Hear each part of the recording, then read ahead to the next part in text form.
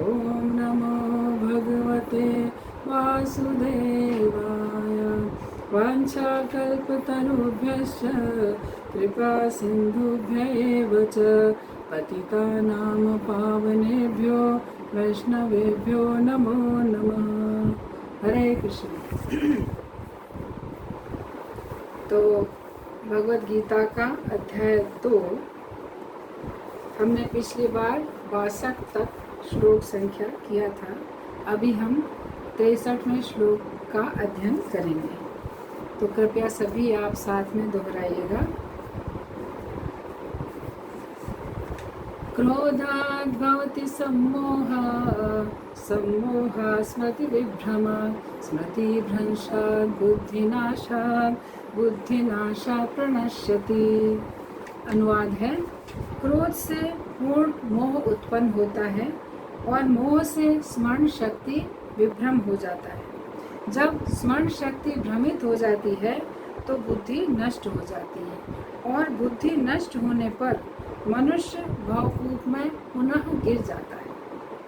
तो इस श्लोक का अनुवाद है। पिछले बार जो हमने श्लोक पढ़ा था, ध्यायतो विषयान् पुंसा संगस्तेषुपजायते, संगा संजायते कामा। तो पिछली बार जो हमने श्लोक पढ़ा था उसमें भगवान क्या कह रहे थे कि जब विषयों का ध्यान करते हैं तो उनके प्रति क्या होता है, उनका संग करने से आसक्ति उत्पन्न होती है, आसक्ति से काम उत्पन्न होता है और काम से क्रोध उत्पन्न होता है। अब पिछले श्लोक में जब भगवान ने बताया कि काम से क्रोध उत्पन्न होता है, तो इस श्लोक में भगवान बताते हैं कि क्रोध उत्पन्न होने के पश्चात क्या क्या घटनाएं होती हैं। तो अब इस श्लोक में हम चर्चा करेंगे कि जब विषयों में आसक्ति होने पर काम उत्पन्न हुआ और काम की पूर्ति न होने पर या काम की तृप्ति न होने पर, यानी कामनाएं कैसी हैं, बढ़ती जाती है, एक पूरी करने की 10 तैयार है। तो इस तरह से कभी भी कामनाएं शांत नहीं होती, तो काम से क्या होता है, क्रोध उत्पन्न होता है। अब आगे है कि क्रोध जब उत्पन्न हुआ तो व्यक्ति की क्या स्थिति बनती है, इस बारे में चर्चा करेंगे।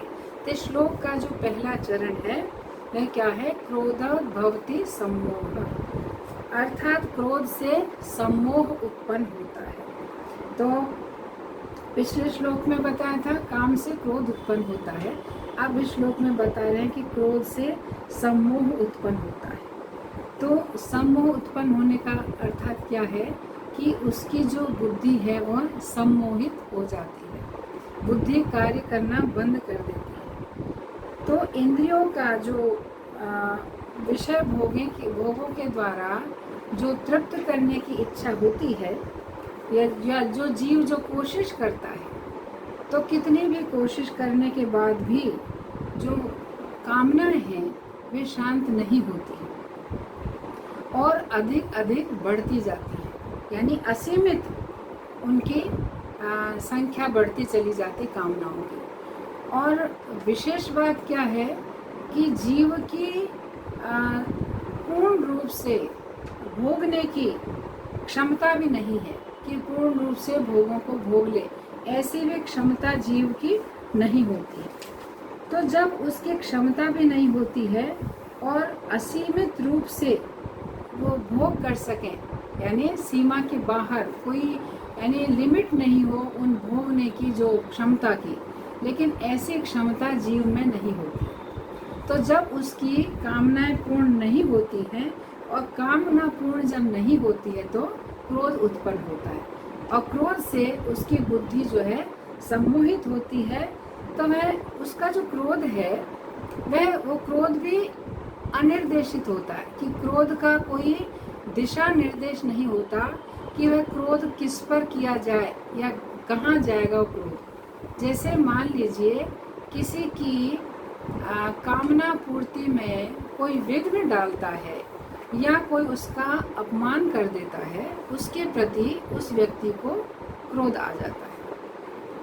या तो ये होता है कि कोई ऐसा उसके विषयों में दखल अंदाजी करता है तो उसके प्रति उसे क्रोध आता है, या कई बार ऐसा होता है कि स्वयं पर भी क्रोध आता है।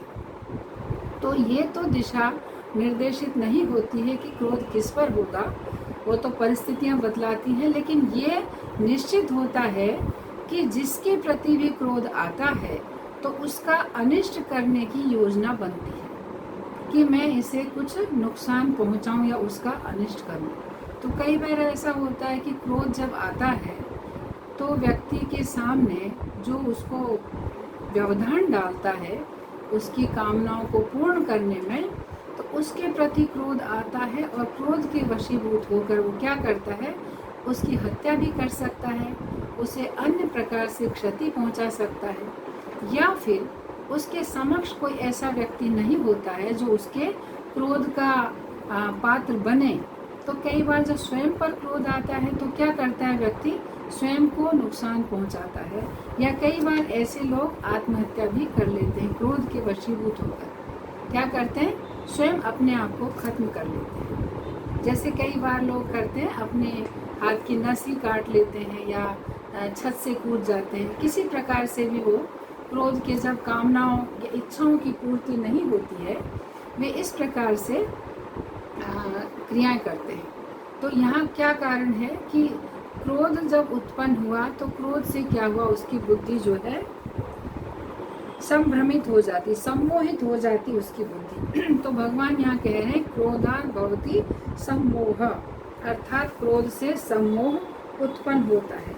और सम्मोह का अर्थ क्या होता है कि कार्य और अकार्य करने की जो विवेक शक्ति है कि हमें कौन सा कार्य करना चाहिए, कौन सा कार्य नहीं करना चाहिए, तो वो शक्ति उसकी खत्म हो जाती है। ये विचार ही खत्म हो जाता है विवेक और अविवेक का, क्या सही है और क्या गलत है। तो जब इस प्रकार से उसका विवेक जब खत्म हो जाता है तो ऐसी स्थिति में वह व्यक्ति स्वयं के लिए भी और अन्य किसी के लिए भी किसी प्रकार का भी कष्टकारी कार्य करने को तैयार रहता है। लेकिन जब विवेक रहता है उस व्यक्ति में तो क्या सोचता है, जो कार्य मुझे अप्रिय लगता है या मेरे लिए अनिष्टकारी है तो मैं किसी और के प्रति भी उस कार्य को न करूं। लेकिन जब उसकी बुद्धि क्रोध से सम्मोहित हो जाती है तब ये विवेक और कार्य और अकार्य, मतलब क्या करना चाहिए क्या नहीं करना चाहिए, इस परिधि से वो बाहर निकल जाता है, उसके वश में नहीं होता है और गलत कार्य करने के लिए वशीभूत हो जाता है, क्योंकि क्रोध की वजह से उसकी बुद्धि जो है सम्मोहित हो चुकी है। तो जो हमारा जो मस्तिष्क है या हमारी जो बुद्धि है, ये मस्तिष्क को भी एक मशीन की तुलना दी गई कि जैसे इलेक्ट्रॉनिक मशीन होती हैं, उन्हें कैसे वातानुकूलित वातावरण में रखा जाता है ताकि वो ज़्यादा गर्म वातावरण में वो मशीन जो है भली भांति कार्य नहीं करती, कार्य करना बंद कर देती। उसी प्रकार से जो मनुष्य का मस्तिष्क है उसे भी शांति मिलनी चाहिए या वो भी ठंडा रहना चाहिए। तो मनुष्य के मस्तिष्क को वातानुकूलित जो वातावरण चाहिए, वातानुकूलित जो वातावरण चाहिए वो क्या है, कृष्ण भावनामृत है।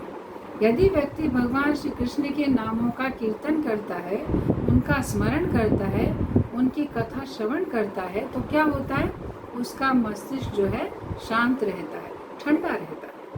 लेकिन जब वो स्वेच्छाचारी बनता है, अपने मन के हिसाब से कार्य करता है और भगवान के नाम में गुणगान के कीर्तन में नहीं लगता है, तो उसके मस्तिष्क को शांत रखने का अन्य कोई और उपाय नहीं होता है। कई लोग सोचते हैं कि हम इस प्रकार के मनोरंजन में या ऐसी चीज़ों में हम अपने आप को लगाएंगे, टीवी देखने में या कुछ और कार्य करने में ऐसे लगाएंगे तो हमारा मन जो है शांत होगा, हमारा मनोरंजन होगा, हमको सुख मिलेगा, ऐसा सोचते हैं। लेकिन क्षणिक ऐसा प्रतीत हो सकता है, लेकिन उसके ये सब उपयोग में लाने के बाद भी मन शांत नहीं रह पाता है। मन किसी और दिशा में फिर भागने का प्रयास करता है। और मन कैसा है, विषयों के पीछे दौड़ता है और विषयों के पीछे दौड़ता है और क्या होता है, आसक्त होता है, काम उत्पन्न होता है, काम से क्रोध उत्पन्न होता है और क्रोध से बुद्धि जो है सम्मोहित हो जाती है। अब जब बुद्धि सम्मोहित होती है तो उसका क्या परिणाम होता है? जब बुद्धि सम्मोहित होती है तो जो ज्ञान है वो ज्ञान पूरी तरह से ढक जाता है। यानी जो विवेक नीति होती, व्यक्ति की विवेक शक्ति जो होती है, कैसा हो जाता है? विवेक शून्य हो जाता है। अर्थात अच्छी और बुरी जो विवेक की बात है, यानी अच्छा विवेक होता है, एक बुरा होता है, तो ये भेद उसमें नहीं रह पाता है। क्या सही है क्या गलत है ये बिल्कुल उसके ध्यान में नहीं रह पाता है। तो जीवात्मा जब विषयों का जैसे चिंतन करता है, हालांकि जीव तो भगवान की भक्ति के लिए उसको मनुष्य शरीर प्राप्त होता है वास्तव में, क्योंकि साफ लिखा हुआ है शास्त्रों में कि जीव जो है भगवान का नित्य दास है। लेकिन जब इस भौतिक जगत में आता है तो अपने वास्तविक स्वरूप को भूल जाता है और क्या करता है? विषयों का दास बन जाता है। तो भगवान को भूल जाता है। जैसे वह विषयों का चिंतन करता है तो उसी क्षण क्या होता है कि उसका जो कृष्ण भावनामृत वाला जो ज्ञान है वो ढकना प्रारंभ होता है। विषयों का जब चिंतन करता है, फिर विषयों के प्रति आसक्त होता है तो कृष्ण भावनामृत का ज्ञान और भी अधिक ढक जाता है। फिर क्या होता है? जब काम उत्पन्न होता है यह ज्ञान और अत्यधिक ढक जाता है। क्रोध उत्पन्न हो जाता है और उसका ज्ञान ढक जाता है। आज जब सम्मोहित होता है तो क्या होता है? कृष्ण भावनामृत का जो ज्ञान है वो पूरी तरह से ढक जाता है। उसके पास बिल्कुल भी ज्ञान नज़दीक पास भी नहीं होता है। पूरी तरह से उसकी बुद्धि जो है सम्मोहित हो जाती है। ठीक वैसे ही जैसे जो कुछ लोग होते हैं ना, तंत्र मंत्र करने वाले, जो क्या करते हैं? किसी को सम्मोहित करते, अपनी सम्मोहन शक्ति से सम्मोहित कर लेते हैं। ऐसे में जो सम्मोहित होता है व्यक्ति, वो ये भी नहीं जान पाता है मैं कौन हूँ, स्वयं को भी भूल जाता है। और जो सम्मोहन करने वाला व्यक्ति है उसके वो वशीभूत हो जाता है।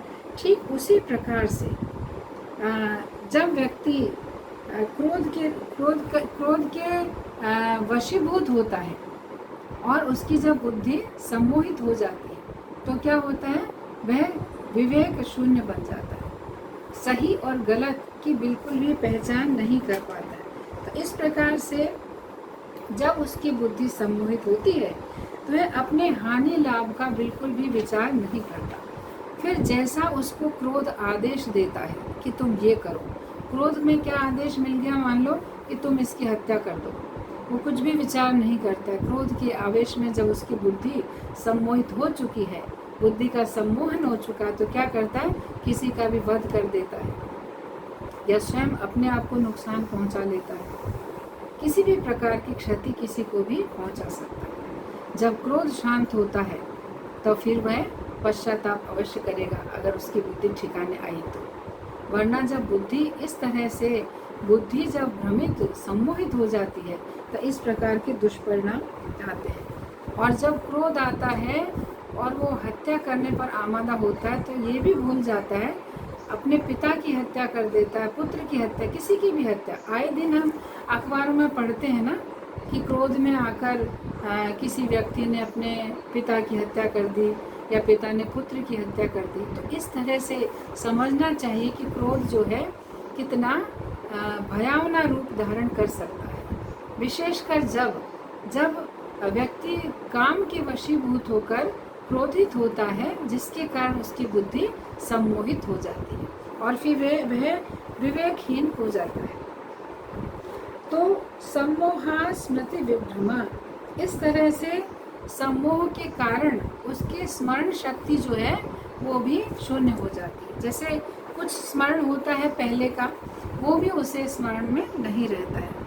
तो यहाँ पर जो स्मृति शब्द है, तो स्मृति शब्द का एक अर्थ तो ये भी है कि पूर्व में कुछ ऐसी घटनाएं होती हैं जिनकी स्मृति होती है। जैसे कई बार होता है, अक्सर होता है, सभी को अनुभव है कि कभी न कभी किसी का हाथ या कुछ अंग जल जाता है। कभी जैसे कोई माचिस से जला लेता है अपना हाथ, या कुछ रसोई में काम करते करते कभी जल जाता है हाथ। तो जब हाथ जल गया है और फिर अचानक फिर ऐसा क्षण आता है जहाँ हम अग्नि के संपर्क में आते हैं तो हमारी पूर्व की स्मृति रहती है कि ये अग्नि से मेरा पहले हाथ जला था, तो अब मुझे सावधान रहना चाहिए। लेकिन जब बुद्धि सम्मोहित होती है तो वो पूर्व की स्मृति बिल्कुल भूल जाता है। उसे स्मृति नहीं रहती है कि इसके पहले मैं जल चुका हूँ तो मुझे सावधान रहना चाहिए, ऐसी स्मृति उसमें नहीं रहती है। कई बार जैसे बहुत ऊंचाई पर कोई खड़ा होता है और ऊंचाई पर खड़ा जब नीचे देखता है तो वो कितना नीचे है, कोई वस्तु गिरते हुए देखता है या किसी व्यक्ति को गिरते हुए देखता है तो सोचता है कि हाँ इतने ऊपर से कोई व्यक्ति गिरा था।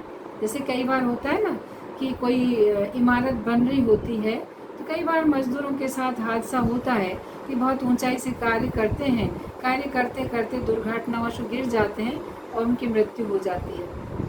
तो कई बार इस प्रकार का जब कोई देखता है तो उसको स्मृति रहती है, पुनः जब वो बहुत ऊंची बिल्डिंग पर खड़ा होगा उसकी पूर्व की स्मृति रहेगी कि ऐसे बिल्डिंग से कोई गिर गया था, उसकी मृत्यु हो गई थी। लेकिन जब व्यक्ति की बुद्धि जब सम्मोहित होती है तब क्या होता है, वो पूर्व की स्मृति भी बिल्कुल नहीं रख पाता है और इस तरह से वो हो सकता है कि छत से कूदकर आत्महत्या कर ले। जब क्रोध से उसकी बुद्धि सम्मोहित होती है तो उसकी पूर्व की स्मृति जो दुर्घटना हुई है उसका बिल्कुल स्मरण नहीं रख पाता है। तो इस तरह से इस तरह से जब स्मृति नष्ट होती है ऐसी दुर्घटनाओं का व्यक्ति शिकार होता है। एक तो ये होता है। और यहाँ पर क्या कहते हैं कि ये जो कार्य है, जो हमारी बुद्धि सम्मोहन को प्राप्त होती है, ये कार्य किसका है? माया का कार्य है। तो जैसे ही जीव कृष्ण को भूलता है और जैसे कृष्ण को भूलता है तो माया उस पर अपना आधिपत्य जता लेती है, जमा लेती है। तो भगवान को जैसे ही हम छोड़ते हैं, भूलते हैं और माया को भोगने का विचार करते हैं, बस इस संसार को हम स्वतंत्र रूप से जब भोगने की इच्छा करते हैं तो समझना चाहिए माया के क्लच में या माया के आवेश में आ जाते हैं। भगवान को भोक्ता नहीं मानकर जब स्वतंत्र रूप से हम अपने आप को भोक्ता मानते हैं तो क्या होता है, हम माया के शिकार बनते हैं और माया हमें सम्मोहित कर लेती है। जब हम कृष्ण से स्वतंत्र होकर भोगने की इच्छा रखते हैं तो माया हमें सम्मोहित कर लेती है और इस प्रकार हम बार बार अत्यंत दुख का अनुभव करते हैं कि जैसे हम भगवान को भूलते हैं तो माया तो निकट ही रहती है और निकट माया खड़ी क्या करती है, हमें तुरंत झपट लेती है। वो तो इस ताक में ही रहती है कि कब ये जीव भगवान को भूले और मैं उसको पकड़ लूँ या झपट लूँ। इस तरह की स्थिति होती है। और दूसरा स्मृति का अर्थ है कि एक तो स्मृति हमने ये कहा कि दुर्घटना जो होती है पूर्व में उसे भी व्यक्ति भूल जाता है और पुनः इस तरह की गलती कर देता है, सावधान नहीं रहता है। फिर दूसरी स्मृति है कि जो साधु शास्त्र आचार्य जो हमको बताते हैं वो जो हमें उपदेश देते हैं, शास्त्र के द्वारा हम पढ़कर प्राप्त करते हैं या साधु और आचार्य से सुनते हैं, उन उपदेशों को सुनकर हम ये निर्णय करते हैं कि ये जो शास्त्र हैं इनके आदेश के अनुसार या इन नियमों के अनुसार मैं अपने जीवन को सुचारू रूप से चलाऊंगा, ऐसा हम प्रतिज्ञा करते हैं या हम निर्णय लेते हैं।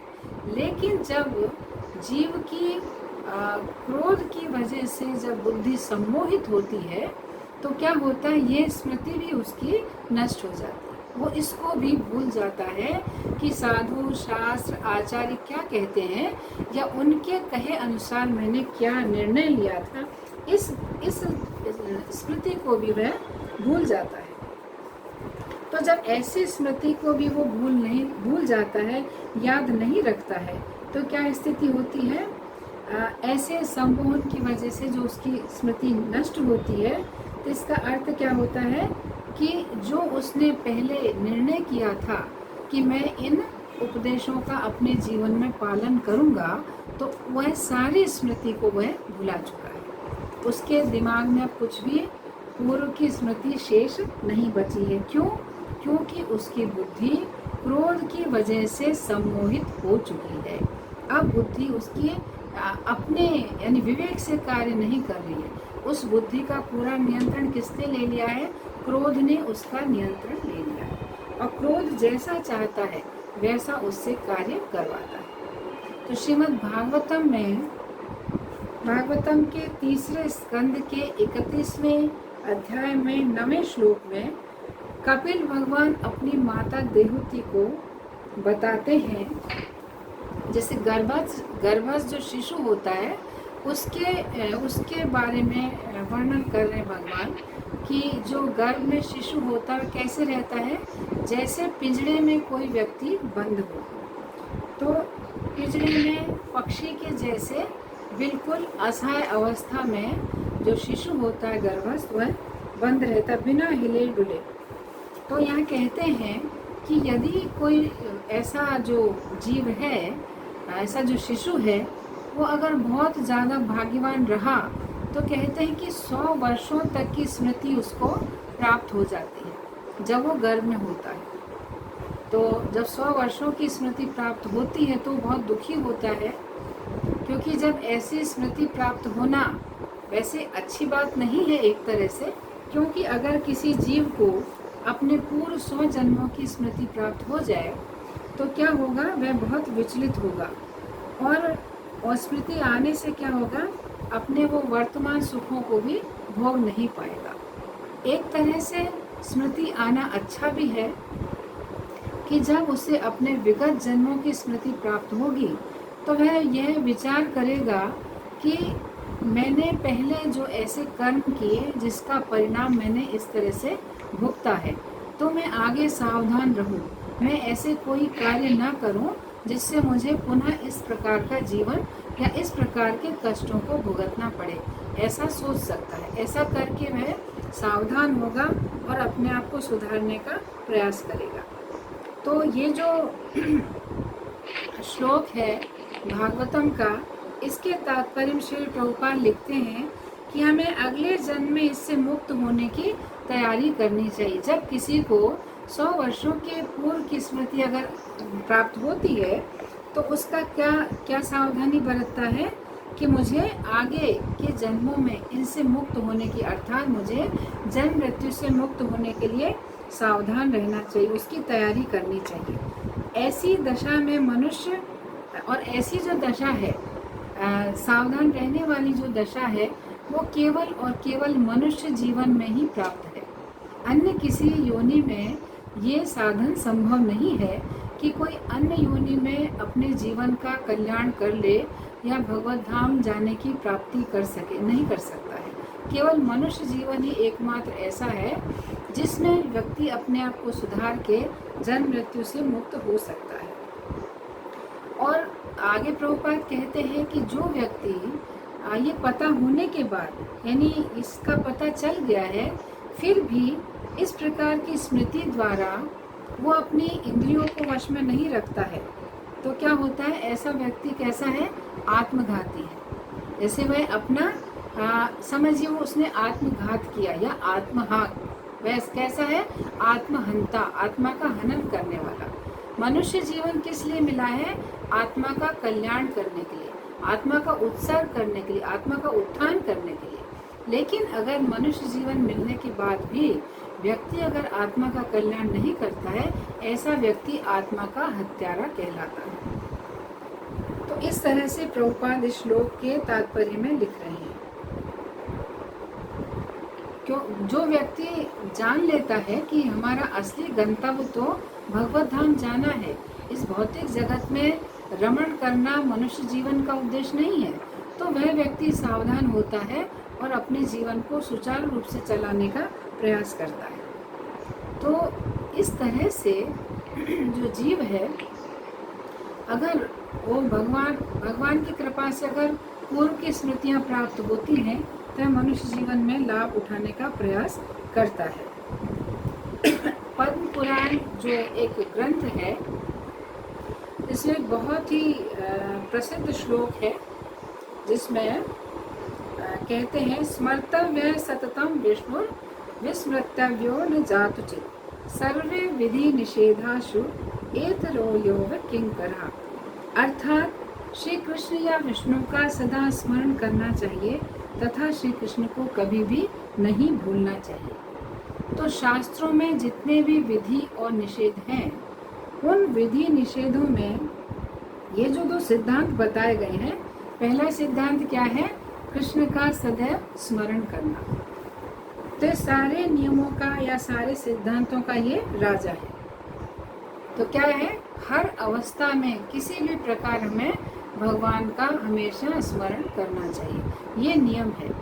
और इस नियम को पालने के लिए, इस सिद्धांत का पालन करने के लिए कई प्रकार के नियम हैं जिनका हमें पालन करना चाहिए। हमें उन नियमों को अपने जीवन में धारण करना चाहिए जिन नियमों के द्वारा हम श्री कृष्ण का स्मरण कर सकें। और उन निषेधों को हमें अपने जीवन से बचाव करना चाहिए जिसके कारण हम भगवान श्री कृष्ण को भूल जाएं। तो ऐसी चीज़ों से हमें दूर रहना चाहिए कि जिन बातों से हम भगवान को भूल जाएं, ऐसे विचारों से, ऐसे क्रियाकलापों से हमें बचना चाहिए। जो दो सिद्धांत बताए गए हैं, हमेशा श्री कृष्ण का स्मरण करना और कभी भी श्री कृष्ण को न भूलना। बाकी सारे जो नियम और निषेध हैं, इन सिद्धांतों का पालन करने के लिए बताए गए हैं। तो इससे हमें जिन शास्त्रों को पढ़ने से, जिन व्यक्तियों का संग करने से और जिस प्रकार का जीवन यापन करने से हमारे अंदर कृष्ण की स्मृति बनी रहती है, उनको हमें अपने जीवन में अपनाना चाहिए। और फिर आगे श्रीमद् भागवतम में कहते हैं कि किसी भी प्रकार से भगवान श्री कृष्ण का हमें स्मरण करना चाहिए। तो ये भागवतम के 7वें स्कंद के पहले अध्याय के 32वें श्लोक में कहा गया है, तस्मात् केनापुपायेन मनः कृष्णे निवेशयेत्। अर्थात मनुष्य को किसी भी प्रकार से अपने मन को भगवान श्री कृष्ण में निवेशित करना चाहिए, नियोजित करना चाहिए। अर्थात अपने मन को सदैव भगवान श्री कृष्ण के चिंतन में लगाना चाहिए। यहाँ तक कहा गया है, चाहे शत्रु बनकर या मित्र बनकर भी, कैसे भी, किसी भी प्रकार से भगवान श्री कृष्ण के स्मरण में, चिंतन में हमको अपने मन को नियोजित करना चाहिए। तो यहाँ पर श्रीमद् भागवतम से उदाहरण दिया गया है, जैसे माता यशोदा नंद बाबा जो हैं, भगवान श्री कृष्ण से स्नेह और वात्सल्य भाव से सदैव कृष्ण का स्मरण करते थे, चिंतन करते थे। इस तरह से उन्होंने श्री कृष्ण प्रेम की प्राप्ति की। और अन्य जो हैं, जैसे शिशुपाल है, वह भगवान श्री कृष्ण से ईर्ष्या करता था, लेकिन ईर्ष्या करते हुए भी वह सदा भगवान श्री कृष्ण का स्मरण करता रहता था। तो इस प्रकार का स्मरण करके भी वह अंत में भगवान के हाथों उसका कल्याण हुआ, है ना। भगवान के हाथों उसकी मुक्ति होती है शिशुपाल की। और ऐसे ही जो कंस है, जो भगवान से भयभीत होकर सदैव उठते बैठते, सोते जागते, सांस लेते हुए भी हर समय श्री कृष्ण का स्मरण करता है। तो इस तरह से भगवान का शत्रु भाव में स्मरण करता है, लेकिन शत्रु भाव में स्मरण करके भी उसका कल्याण होता है। तो कहने का तात्पर्य ये है, श्रीमद् भागवतम यहाँ कहना चाह रहा है कि किसी भी प्रकार से भगवान का स्मरण करना चाहिए। तो जब शत्रु भाव से, ईर्ष्या भाव से जो लोग स्मरण करते हैं, उनका भी कल्याण हुआ है, तो भक्ति भाव से जो स्मरण करता है उसको कितना लाभ है। उसे तो साक्षात श्री कृष्ण का सानिध्य प्राप्त होता है, श्री कृष्ण का प्रेम प्राप्त होता है। इसलिए श्रीमद् भागवतम में जो कहा गया है कि हमें किसी भी प्रकार से भगवान का स्मरण करने में अपने आप को लगाना चाहिए। तो निष्कर्ष यह है कि किसी भी प्रकार से हमें भगवान का स्मरण करना चाहिए। परंतु यह भगवान क्या कह रहे हैं, सम्मोहा स्मृति विभ्रम, मतलब सम्मोह से स्मृति जो है नष्ट हो जाती। इसका अर्थ क्या है, सम्मोह के कारण जब व्यक्ति सम्मोहित होता है तो किसी भी प्रकार से भगवान श्री कृष्ण का स्मरण नहीं कर पाता है। इस प्रकार ये बात समझी जा सकती है, जब जीव भगवान से दूर होता है, भगवान का स्मरण नहीं करता है, तो बड़े बड़े संकटों का उसे सामना करना पड़ता है। तो इसलिए भगवान का स्मरण करने पे बहुत बल दिया गया है। विष्णु सहस्त्र नाम का जो प्रारंभिक श्लोक है जिसमें कहा है यस स्मरण मात्रेण जन्म संसार बंधना मुमुच्यते नमस्तस्मै विष्णवे प्रभु विष्णवे। अतः क्या कहते हैं, इसका अर्थ है जिनके स्मरण करने मात्र से मनुष्य जन्म मृत्यु रूप संसार बंधन से मुक्त हो जाता है, सबकी उत्पत्ति के कारण उन भगवान विष्णु को नमस्कार है। अर्थात जब कोई भगवान का स्मरण करता है तो क्या होता है, जन्म मृत्यु रूपी संसार बंधन से वह मुक्त हो जाता है। इसलिए शास्त्र बार बार इस बात पर जोर डालते हैं, प्रकाश डालते हैं कि जीव को सतत भगवान का स्मरण करने में अपने आप को नियोजित करना चाहिए। तो श्लोक का अगला जो पद है उसमें भगवान कह रहे हैं स्मृति भ्रष्ट होने से बुद्धि जो है नष्ट हो जाती है। स्मृति भ्रंशा बुद्धि नाशो, ये तीसरी जो हमको शिक्षा प्रदान कर रहे हैं भगवान कि जब स्मृति या बुद्धि जब भ्रमित होती है, सम्मोहित होती है तो क्या होता है। अर्थात जब स्मृति जो है लुप्त होने से बुद्धि नष्ट हो जाती है। तो इसके पूर्व जब हमने चर्चा की कि विष्णु सहस्त्र नाम में कहा है कि भगवान का स्मरण करने से जीव जो है सभी प्रकार के पापों से और जन्म मृत्यु के बंधन से मुक्त हो जाता है, संसार के बंधन से मुक्त हो जाता है। तो यहाँ पर भगवान श्री कृष्ण का स्मरण करने से ये क्या लाभ मिल रहा है कि व्यक्ति जन्म बंधन से मुक्त हो रहा है। तो ये समझना चाहिए कि ये जो प्रक्रिया है जन्म बंधन से मुक्त होने की जो प्रक्रिया है वो कैसे होती है, श्री कृष्ण का स्मरण करने से ये चीज़ संभव होती है। और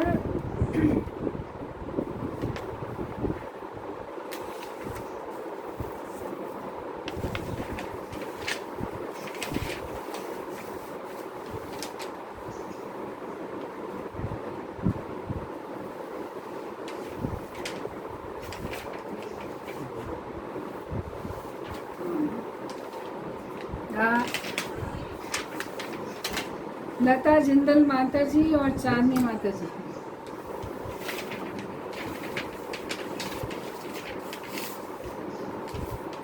ऑडियो शुरू नहीं है। और इंदिरा माता जी का मैसेज है कि आवाज़ कट रही है। मेरी आवाज़ पूछ लो। बाकी सबको स्पष्ट सुनाई दे रहा है? अभी ठीक है? ओके ठीक है, अभी ठीक है।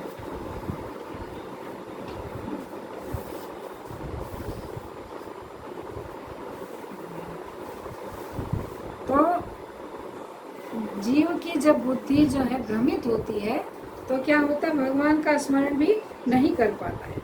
लेकिन यहाँ पर भगवान क्या कह रहे हैं कि श्री कृष्ण का स्मरण करने से व्यक्ति किस प्रकार से मुक्त होता है। तो क्या कहा है कि शत्रु भाव से भी स्मरण करे तो भी वो व्यक्ति मुक्त हो जाता है।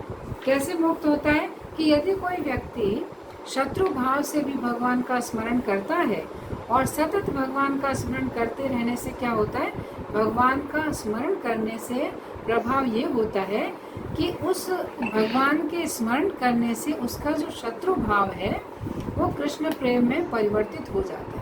क्योंकि जब वो निरंतर भगवान का स्मरण करता रहता है तो स्मरण करते करते जो उसका शत्रु भाव है वो एक दिन समाप्त हो जाता है और उसके हृदय में भगवान श्री कृष्ण के प्रति प्रेम उत्पन्न होने लगता है। तो समस्त अपराधों से मुक्त हो जाता है और क्या होता है, उसका फिर जो स्मरण है वो प्रीति पूर्वक होने लगता है, प्रेम से वह स्मरण। पहले जो स्मरण कर रहा था वो ईर्ष्या से, क्रोध से या भय से कर रहा था, लेकिन निरंतर स्मरण करने का प्रतिफल क्या होता है कि अब वह भगवान का स्मरण प्रीति पूर्वक करने लगता है। तो श्रीमद् भगवद गीता के 10वें अध्याय में का 10वां श्लोक है जिसमें भगवान कहते हैं तेषां सतत युक्तानां भजतां प्रीतिपूर्वकं ददामि बुद्धि योगम तम येन माम उपयांति। भगवान कहते हैं जो लोग सतत मेरा स्मरण करते हैं, मेरा चिंतन करते हैं। लेकिन वहाँ तो भगवान ने कहा है जो सतत प्रीति पूर्वक मेरा भजन करते हैं।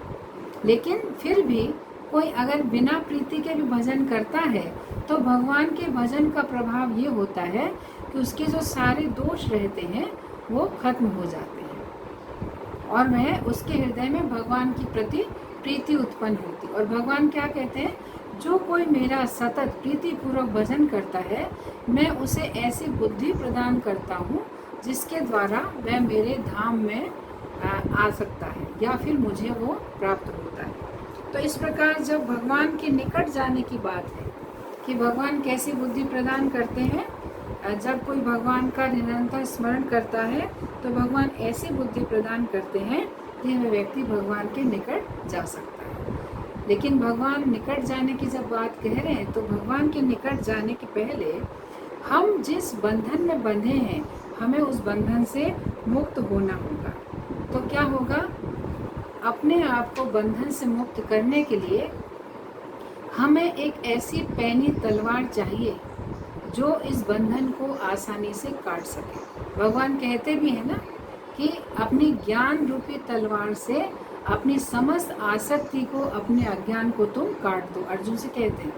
तो उसी प्रकार यहाँ पर वर्णन आता है कि जब हमको अगर अपने आप को बंधन से मुक्त करना है तो क्या करना होगा, हमारे पास एक पैनी तलवार होना बहुत अनिवार्य है। तभी तो हम उस तलवार के द्वारा बंधन को काट पाएंगे। और ये जो तलवार है वो कैसे प्राप्त होगी, भगवान श्री कृष्ण के स्मरण से हमें वह बुद्धि रूपी पैनी तलवार प्राप्त होगी। तो यदि हम भगवान श्री कृष्ण का स्मरण नहीं करेंगे तो क्या होगा, हमारे पास वो बुद्धि रूपी, ज्ञान रूपी जो पैनी तलवार है वो हमें प्राप्त नहीं होगी। और अगर वो तलवार प्राप्त नहीं होगी तो हम फिर माया के बंधन को नहीं काट पाएंगे, अर्थात हम माया के वशीभूत रहेंगे और सम्मोहित बने रहेंगे। तो क्या करना होगा, भगवान का हमें स्मरण करना होगा, कीर्तन करना होगा, भगवान के संपर्क में हमें रहना होगा। और जब हमें बुद्धि रूपी तलवार प्राप्त होगी तो क्या होगा, हम संसार के समस्त बंधनों को काट कर भगवत धाम वापस जा सकेंगे। और भगवान ने कहा कि मेरे धाम में आ सकता है या मुझे प्राप्त हो सकता है, मैं इस प्रकार की बुद्धि प्रदान करता हूँ। तो बुद्धि क्या है, यही है भगवत ज्ञान रूपी जो तलवार, जो बुद्धि है, बुद्धि रूपी तलवार है ये। तो जैसे हम भगवान श्री कृष्ण का स्मरण करते हैं, उनके बताए हुए पथ पर हम चलते हैं तो क्या होता है, वह बुद्धि रूपी तलवार हमें प्राप्त हो जाती है।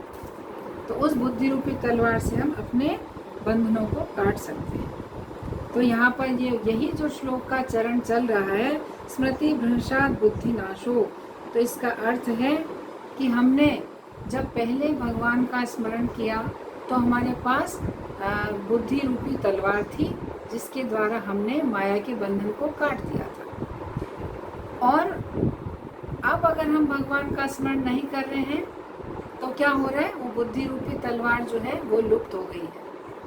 यदि हम भगवान का स्मरण नहीं करते हैं, भगवान को भूल जाते हैं, तो ये बुद्धि रूपी जो तलवार है हमारे हाथ से लुप्त हो जाएगी, हमारे पास नहीं रहेगी। ये हमारे पास तब रहेगी जब हम भगवान का स्मरण करेंगे।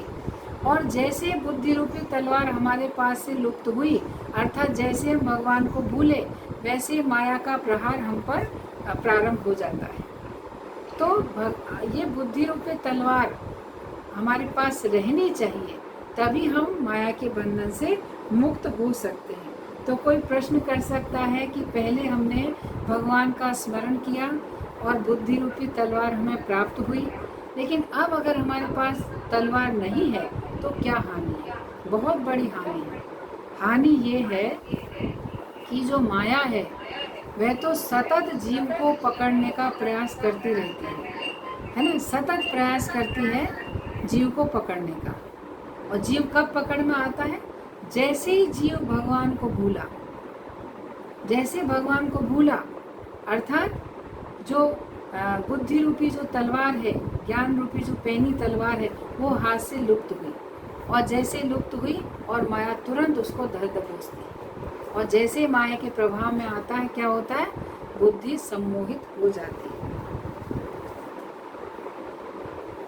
तो हमें ये प्रयास हमेशा करना है कि बुद्धि रूपी पैनी तलवार सदैव हमारे पास बनी रहनी चाहिए। तो जो बुद्धि नष्ट होने की बात है कि जब बुद्धि नष्ट होती है तो सम्मोह उत्पन्न होता है, और सम्मोह जब उत्पन्न होता है तो व्यक्ति की स्थिति क्या होती है, किसी भी प्रकार की उसकी विवेक शक्ति जो है, सही गलत का जो भेद करने की जो उसकी शक्ति है वो खत्म हो जाती है, भ्रमित हो जाती है। अब बुद्धि नष्ट होने के जो अर्थ हैं उसके बारे में चर्चा करेंगे कि बुद्धि नष्ट होने से क्या तात्पर्य है।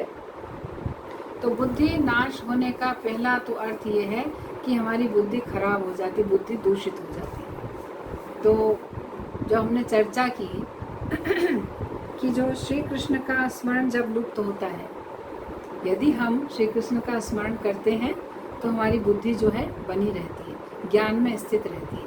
लेकिन जब हम भगवान श्री कृष्ण को भूल जाते हैं, उनका स्मरण नहीं करते हैं, तो क्या होता है, जो बुद्धि रूपी तलवार है उसका नाश हो जाता है। अर्थात वो बुद्धि रूपी तलवार जो है नष्ट हो जाती है, या ये कह सकते हैं उसकी धार जो है वो समाप्त हो जाती है, वो एकदम बिना धार की हो जाती है। जब कोई तलवार में धार ना हो तो उसके द्वारा हम कोई चीज़ को काट नहीं सकते हैं। तो उसी प्रकार से जब हम भगवान श्री कृष्ण को भूल जाते हैं, उनका स्मरण नहीं करते हैं, तो हमारी जो बुद्धि रूपी तलवार जो है वो खराब हो जाती है, ब्लंट हो जाती है, वो काटने का कार्य नहीं कर पाती। एक तो ये है कि बुद्धि रूपी तलवार जो है नष्ट हो जाती है, और दूसरा अर्थ है कि वह बुद्धि रूपी तलवार जो है लुप्त हो जाती है, कि जैसे हम स्मरण करते हैं तो हमारे हाथ से बुद्धि रूपी तलवार गायब हो जाती है।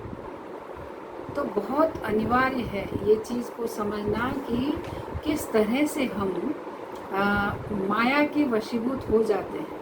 ये जो हमने चर्चा की ध्याय तो विषयान पुंस, जो भगवान कह रहे हैं कि विषयों का ध्यान करना, उनका जब चिंतन करते हैं तो जीव आसक्त होता है, आसक्ति से काम उत्पन्न होता है, काम से क्रोध उत्पन्न होता है, और क्रोध होने से बुद्धि सम्मोहित हो जाती है। ये सारे कार्य क्यों होते हैं, जब जीव भगवान को भूलता है। जब भगवान को भूलता है तो क्या होता है, भौतिक विषयों के प्रति आकर्षण बढ़ता है। यदि वो अपनी इंद्रियों को भगवान में लगाता है तो फिर कोई किसी प्रकार का भय नहीं। लेकिन जब जीव भगवान को भूलता है तो इस तरह से उसकी जो बुद्धि रूपी तलवार जो उसे प्राप्त है कृष्ण भावनामृत के द्वारा, वह कैसी होती है, वह लुप्त हो जाती है, उसके पास से चली जाती है। अब उसके पास बुद्धि रूपी तलवार नहीं है जिसके द्वारा वह माया के बंधन को या अपने अज्ञान को काटने में सक्षम रहता है। अभी वह काटने में सक्षम नहीं है। तो जब जब वो इस तरह से करता है, भगवान को भूलता है, जैसे भूलता है वह माया के बंधन में बनता चला जाता है। तो यहाँ पर वर्णन आ रहा है कि जैसे भगवान श्री कृष्ण जैसे ही सुदर्शन चक्र का स्मरण करते हैं, है ना, जब भी सुदर्शन चक्र का स्मरण करते हैं और सुदर्शन चक्र जो है तुरंत उपस्थित हो जाता है, भगवान के हाथ में तुरंत आ जाता है जब भगवान को उसका प्रयोग करना रहता है। उसी प्रकार से जिस समय हम श्री कृष्ण का स्मरण करते हैं उसी समय बुद्धि रूपी पैनी तलवार हमारे हाथ में आ जाती है। तो समझना चाहिए कि यदि हम भगवान का स्मरण नहीं करते हैं तो क्या हो रहा है, हमारे पास बुद्धि रूपी पैनी तलवार नहीं है जिसके द्वारा हम समीक्षा कर सकें क्या करनी है और क्या अकरनी है। हम नहीं कर पाते हैं यदि हमारे पास बुद्धि रूपी तलवार नहीं है। तो जैसे भगवान का स्मरण लुप्त होता है उसी समय यह बुद्धि रूपी तलवार हाथ से लुप्त हो जाती है। तो सदैव हमारी बुद्धि, हमारी पैनी बुद्धि या पारदर्शिता वाली बुद्धि बनी रहे, उसके लिए क्या करना है, सदैव भगवान का स्मरण करना है। फिर इस श्लोक का जो अंतिम चरण है उस पर भगवान कहते हैं बुद्धि नाशात प्रणश्यति। तो पहले तो बुद्धि के सम्मोहित होने की बात थी, अब भगवान कह रहे हैं कि बुद्धि नाशात प्रणश्यति, अर्थात बुद्धि नष्ट होने से जीव का पतन हो जाता है। जब उसकी बुद्धि नष्ट हो जाती है तो क्या होता है, जीव पुनः भवकूप में गिर जाता है। तो यहाँ पर भगवान जैसे प्रणश्यति कह रहे हैं, नश्यति मतलब नष्ट होना या गिर जाना, नष्ट होना, और प्रणश्यति मतलब प्रकष्ट रूप से, प्रकष्ट रूपेण नश्यति मतलब प्रकष्ट रूप से वह नष्ट हो जाता है। तो प्रणश्यति जो शब्द है, बुद्धि नाशात प्रणश्यति, तो प्रणश्यति के भी मान लीजिए हम अलग अलग अर्थों में लेते हैं। तो पहला तो यही है, प्रणश्यति का अर्थ है भागना। तो यहाँ पर भगवान कहते हैं कि जब बुद्धि नष्ट होती है तो क्या होता है, जीव जो है भगवान से दूर भागता है, दूर भाग जाता है। तो जैसे पहले चर्चा की कि बुद्धि नष्ट होती है तो क्या होता है, जो ज्ञान रूपी जो पैनी तलवार है वह हमारे हाथ से गायब हो जाती है। और ऐसी स्थिति में क्या होता है, जो माया है वो निरंतर इसी ताक में रहती है कि मैं उस जीव को कब जाकर झपट लूँ। तो जैसे हमारी स्थिति ऐसी होती है तो माया हमें अपने बंधन में बांध लेती है। और माया क्या करती है, माया हमें बंधन में बांधकर अपने क्षेत्र में खींच कर ले जाती है। तो जब माया हमें अपने क्षेत्र में खींचती है तो क्या होता है, जीव अपने आप भगवान से दूर हो जाता है। जब जीव माया के बंधन में आ गया और माया अपने क्षेत्र में ले गई तो क्या हुआ, जीव को माया ने भगवान से बहुत दूर खींच लिया, भगवान से दूर कर दिया। ऐसी स्थिति होती है जब भगवान नाम स्मरण रूपी जब हम तलवार को खो देते हैं या वह तलवार लुप्त हो जाती है। और दूसरा शब्द है, इसका अर्थ है कि प्रणश्यति का अर्थ दूसरा है दृष्टि से ओझल होना, अर्थात भगवान की दृष्टि से ओझल होना। जब माया हमें भगवान से दूर भगा लेती है या हमको भगवान से दूर कर दिया जाता है माया के द्वारा, तो क्या होता है, हम भगवान की दृष्टि से ओझल हो जाते हैं। ऐसा कब होता है, जब हम भगवान को जब जीव भगवान को भूल जाता है। और भूलने से जो ज्ञान रूपी पैनी तलवार है वो उसके हाथ से लुप्त हो जाती है। तो इस प्रकार से जीवात्मा क्या होता है, माया के बंधन में बंध जाता है। और जब माया जीव को अपने क्षेत्र में खींच लेती तो अपने आप वह भगवान की दृष्टि से ओझल हो जाता है। भगवद गीता के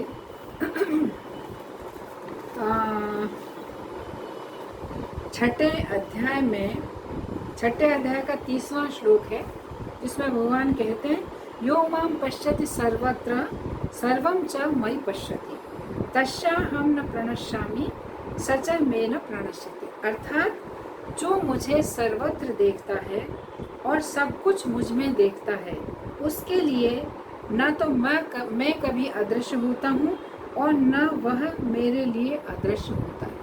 तो भगवान यही बात को भगवद गीता के 6 अध्याय के 30वें श्लोक में कह रहे हैं कि जब यहाँ हमने सुना कि जब हम भगवान को भूलते हैं तो क्या होता है, भगवान से दूर हो जाते हैं। और यहाँ पर भगवान कहते हैं कि जो व्यक्ति सर्वत्र मुझे देखता है, अर्थात सदैव मेरा स्मरण करता है, हर वस्तु में भगवान का वास देखता है, उपस्थिति देखता है, सर्वत्र सब जीवों में, क्योंकि भगवान तो सबके हृदय में परमात्मा के रूप में आसीन है।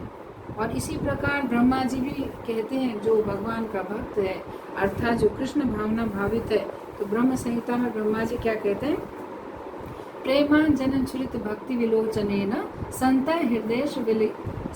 सदैव हृदयेषु विलोकयन्ति यम श्याम सुंदर अचिंत गुण स्वरूपम गोविंदमादि पुरुषम तमहम भजामि। अर्थात मैं आदि भगवान गोविंद की पूजा करता हूँ, जिनका दर्शन भक्तगण प्रेम रूपी अंजन लगे नेत्रों के द्वारा करते हैं। वे भक्त के हृदय में स्थित श्याम सुंदर रूप में देखे जाते हैं।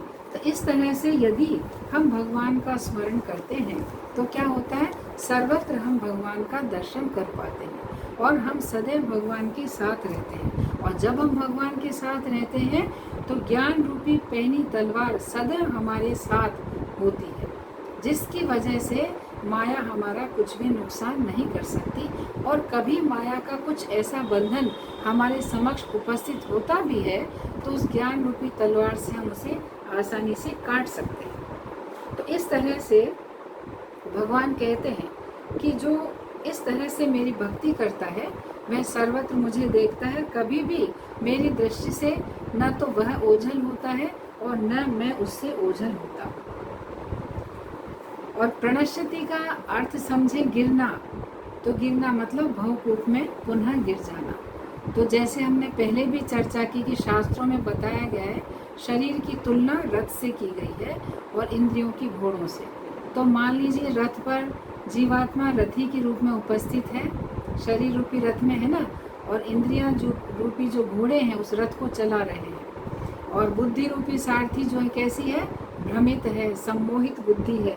हमारा सारथी कैसा है, जिसकी बुद्धि भ्रमित हो चुकी है। ऐसा सारथी जब उस रथ का संचालन करता है जिसकी बुद्धि नष्ट हो चुकी है, तो ऐसे में क्या होगा, उसका इंद्रियों पर कोई नियंत्रण नहीं, अर्थात जो घोड़े हैं वह अनियंत्रित रूप से जा रहे हैं। सोचिए जैसे उस रथ में वो जीवात्मा बैठा हुआ है और इंद्रियां कैसी हैं, अनियंत्रित हैं। वे घोड़े, इंद्रिय रूपी घोड़े उस रथ को चला रहे हैं। और जो बुद्धि रूपी सारथी है वह नष्ट, सारथी जो है, सारथी की बुद्धि नष्ट हो चुकी, दिग्भ्रमित है, उसको कोई दिशा का ज्ञान नहीं है, ना उसका इंद्रियों पर नियंत्रण है, किसी चीज़ पर भी नियंत्रण है।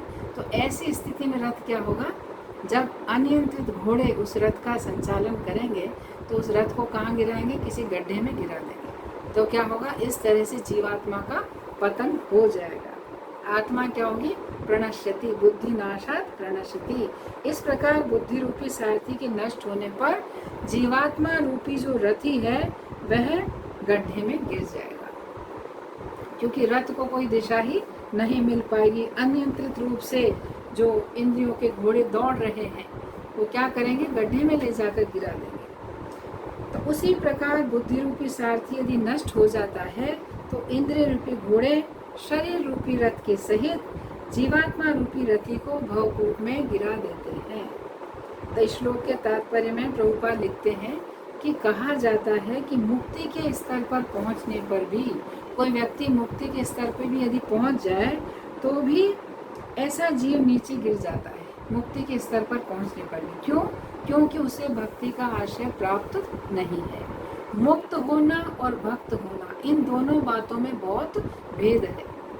मुक्त तो हुआ लेकिन वह भक्त नहीं है, तो मुक्त आत्मा भी नीचे गिर जाते हैं।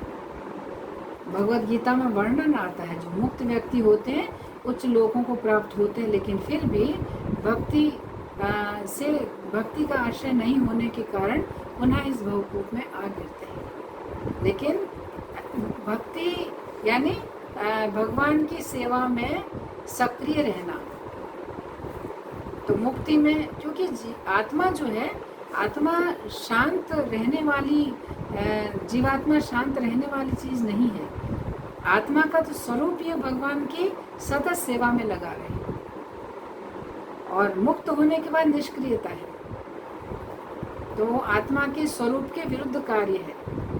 तो कभी भी जो शुद्ध भक्त होते हैं भगवान के, जैसे 5 प्रकार की मुक्ति होती है ना, सारूप्य है, सायुज्य है, इस प्रकार से 5 प्रकार की मुक्तियां हैं। तो जो भगवान के भक्त हैं किसी भी प्रकार की मुक्ति नहीं चाहते, भगवान देना चाहते हैं। सारूप्य मतलब भगवान जैसा स्वरूप प्राप्त होना, सायुज्य मतलब भगवान में लीन होना, भगवान के सालोक्य मतलब भगवान के धाम में रहना। इस प्रकार की भी जो भगवान अगर मुक्ति देना भी चाहते हैं भक्तों को, तो भक्त ऐसी मुक्ति नहीं चाहते। भक्त क्या कहते हैं, हमें तो आप अपने चरण कमलों की धूली बनाकर अपने चरण कमलों में स्थान प्रदान करें, हमें किसी प्रकार की मुक्ति नहीं चाहिए। तो यहाँ पर प्रभुपाद कहते हैं कि मुक्ति के स्तर पर पहुंचकर भी जीव जो है पुनः गिर जाता है, नीचे गिर जाता है। तो इस तरह से ये वाला जो श्लोक है यहाँ पर समाप्त होता है।